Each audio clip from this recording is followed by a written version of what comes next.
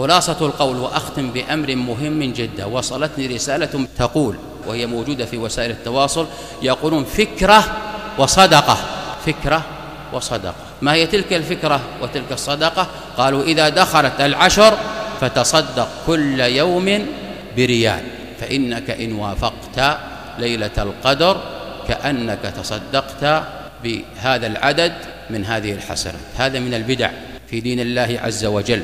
وقد قال النبي صلى الله عليه وآله وسلم كما في حديث عائشة رضي الله عنها في الصحيحين: من أحدث في أمرنا هذا ما ليس منه فهو رد، يعني مردود على صاحبه.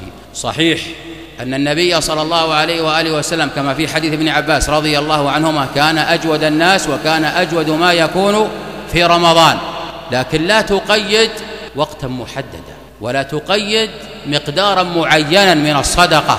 ولماذا اختصت هذه العشر؟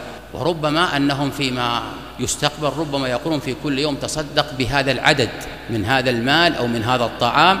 كن جوادا في رمضان كما كان رسولك صلى الله عليه وآله وسلم بشتى أنواع الجود، من مطعم، من مشرب، من نقود، من غير ذلك، دون تحديد عدد معين.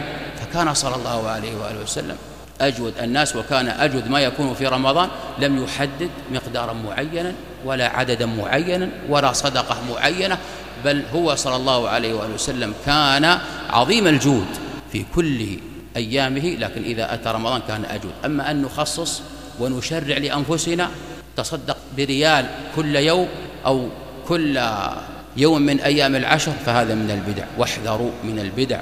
البدع بوابة الوقوع في الشرك وفي الزندقة، لأن من أباح لنفسه أن يحدث هذه البدع أو لم يحدثها لكنه استقبلها وعمل بها أصبح لا دين له.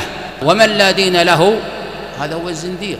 من لا دين له يعني يعمل عبادات لكنها عبادات على غير ما شرعه الله، تلك العبادات باطلة.